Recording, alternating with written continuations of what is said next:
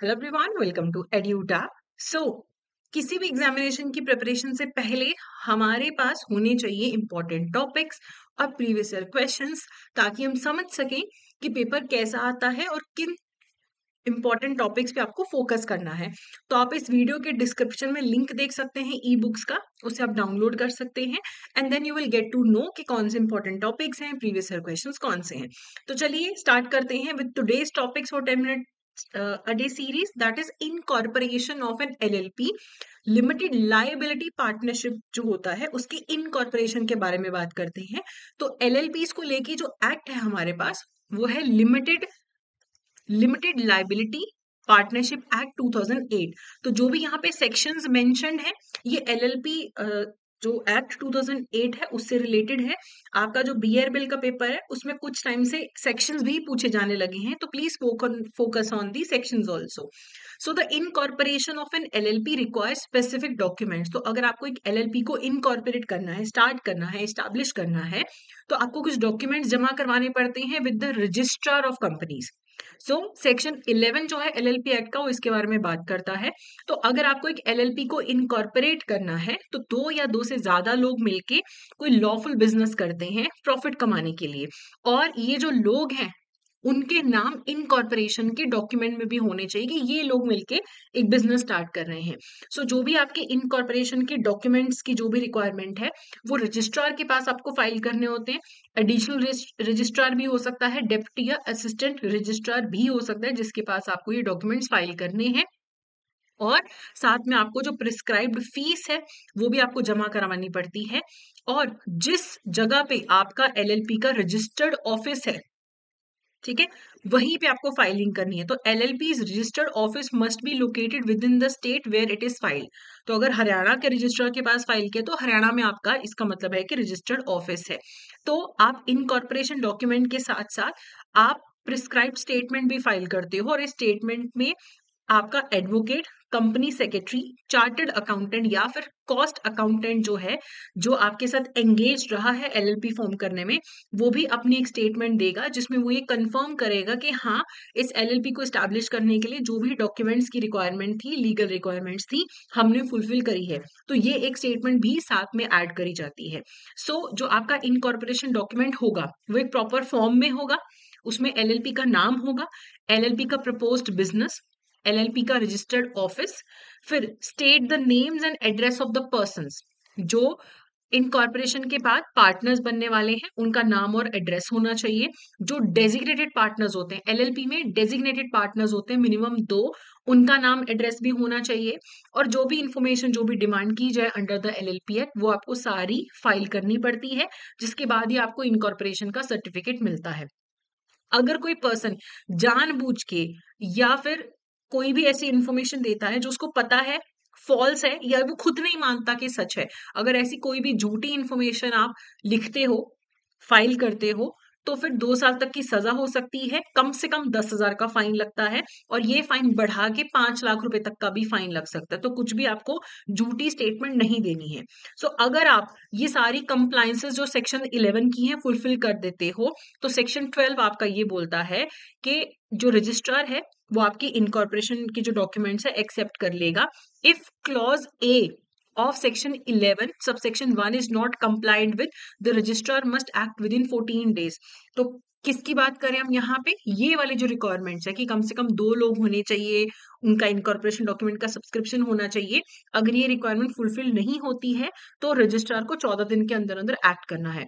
तो रजिस्ट्रेशन करता है रजिस्ट्रार इनकॉर्पोरेशन डॉक्यूमेंट्स की, और एक सर्टिफिकेट इशू करता है कंफर्मिंग कि ये एलएलपी स्टैब्लिश हो चुका है और ये एलएलपी का नाम है। और जो स्टेटमेंट दी जाती है अंडर सेक्शन 11 सबसेक्शन 1, जिसमें वो कंपनी सेक्रेटरी या अकाउंटेंट एक स्टेटमेंट देता है ना कि ये सारी लीगल कंप्लायंस फुलफिल हो चुकी हैं, तो रजिस्ट्रार उसको एविडेंस मान लेता है कि ठीक है, अगर इन्होंने स्टेटमेंट दे दी तो इसका मतलब इन्होंने सारी कंप्लायंसेस करी हैं। और जो रजिस्ट्रेशन का सर्टिफिकेट होगा उसे रजिस्ट्रार साइन भी करेगा, ऑथेंटिकेट भी करेगा। और ये जो सर्टिफिकेट एक बार आपके हाथ में आ जाता है, इनकॉर्पोरेशन सर्टिफिकेट, ये एविडेंस है कि भाई एलएलपी बन चुका है। फिर एलएलपी का एक रजिस्टर्ड ऑफिस भी होता है। एज पर सेक्शन 13 हर एलएलपी का एक रजिस्टर्ड ऑफिस होना चाहिए, जहां पे सारे ऑफिशियल कम्युनिकेशन रिसीव होते हैं और जहां से सारे ऑफिशियल कम्युनिकेशन जो है वो भेजे जाते हैं। ठीक है। एंड जो डॉक्यूमेंट्स हैं they must can be served to the LLP or partners at the registered office by post or registered post or any prescribed manner. तो भाई जो भी आपके पास पोस्ट आनी है, जो भी डॉक्यूमेंट्स आने हैं, जो भी कहीं आपको कुछ भी भेजता है, आपको रजिस्टर्ड ऑफिस का जो एड्रेस होता है वहीं पे आप सब कुछ रिसीव करते हो। ठीक है। अगर एलएलपी का आप रजिस्टर्ड ऑफिस चेंज करना चाहो, एड्रेस चेंज करना चाहो तो आप चेंज कर सकते हो, लेकिन आपको रजिस्ट्रार को बताना पड़ता है कि हमने एड्रेस अपना चेंज कर दिया है। अगर एलएलपी कोई भी लीगल कंप्लायंसेस नहीं कर पाते हैं तो फिर 500 रुपए पर डे से लेके 50,000 रुपए पर डे तक की पेनल्टी लग सकती है। ठीक है। अगर झूठी स्टेटमेंट देते हो तब कितनी लगती है? 10,000 से 5 लाख रुपए तक की और 2 साल का इम्प्रिजनमेंट हो सकता है। और अगर आप कोई कंप्लायंसेस फुलफिल नहीं करते हो तो 500 रुपए से लेके 50,000 रुपए तक का जो फाइन है वो लग सकता है। ठीक है। अब रजिस्ट्रेशन होने के बाद एलएलपी एक लीगल पर्सनालिटी बन जाता है, उस पे केस किया जा सकता है और वो केस भी कर सकता है। अपने नाम पे कोई भी मूवेबल इमूवेबल प्रॉपर्टी खरीद सकता है, बेच सकता है, एक्वायर कर सकता है। जैसे कंपनी का एक कॉमन सील, एक ठप्पा होता है, एलएलपी चाहे वो भी अपना एक कॉमन सील रख सकता है। और एक कंपनी के पास जैसे पावर्स होती हैं बॉडी कॉर्पोरेट, सिमिलर सी पावर्स एक एलएलपी के पास भी होती हैं। ओके। तो एक लीगल रिकॉग्निशन मिल जाता है रजिस्ट्रेशन के बाद। एक केस साइट किया गया है इस चैप्टर के अंदर, Bank of Beirut SL versus HRS Prince ADL EH Hashemite. ये केस है जिसने ये इलस्ट्रेट किया है कि जो रजिस्ट्रेशन है वो काफी सिग्निफिकेंट चीज होती है। अगर आपने रजिस्ट्रेशन करवाया है, इवन चाहे पार्टनर्स ने उसमें कोई फ्रॉड किया है, the certificate itself is considered genuine and the firm responsible for the actions post registration. Even अगर पार्टनर्स ने रजिस्ट्रेशन लेते समय कोई फ्रॉड किया है, लेकिन अगर एक बार आपके पास रजिस्ट्रेशन सर्टिफिकेट आ गया तो आपकी कंपनी को जेन्युइन माना जाएगा, एलएलपी को जेन्युइन माना जाएगा, और जो भी एक्शंस आप बाद में लेते हो तो वो एलएलपी के एक्शंस माने जाएंगे। तो रजिस्ट्रेशन एक बहुत ही सिग्निफिकेंट चीज होती है। अब before continuing with the MCQs, I would like to inform you कि आप हमारे मास्टर कोर्स में एनरोल कर सकते हैं। अगर आप CIB 2025 के लिए अटेम्प्ट कर रहे हैं, आपके सारे जो सब्जेक्ट्स हैं, मेन सब्जेक्ट्स हैं, उनके आपको रिकॉर्डेड क्लासेस में मिलेंगी। एग्जाम से पहले लाइव कोर्स भी आपको मिलेगा, क्रैश कोर्स में भी आपका एनरोलमेंट हो जाएगा ऑटोमेटिकली। टेस्ट सीरीज है, चैप्टर वाइज एमसीक्यूज हैं, previous year questions with explanation भी आपको मिलेंगे। तो इस वीडियो के डिस्क्रिप्शन में लिंक दिया गया है, उसके थ्रू आप एनरोलमेंट कर सकते हैं। क्वेश्चन देखते हैं। Who can make prescribed statement accompanying the incorporation document? तो incorporation document के साथ वो जो statement देनी होती है कि सब कुछ सही है, सारे legal compliances fulfill किए हैं, कौन देता है? कोई भी partner, advocate, company secretary, CA, cost accountant जो एलएलपी की फॉर्मेशन में इन्वॉल्व है, या कोई एम्प्लॉय देता है या कोई रजिस्ट्रार देता है। तो यहाँ पे बी करेक्ट आंसर होगा। तो वो जो स्टेटमेंट दी जाती है वो advocate, CS, CA, cost accountant कोई भी दे सकता है जो एलएलपी के फॉर्मेशन में जो एंगेज्ड होता है कि हाँ भाई हमने सारे लीगल कंप्लायंसेस फुलफिल किए हैं।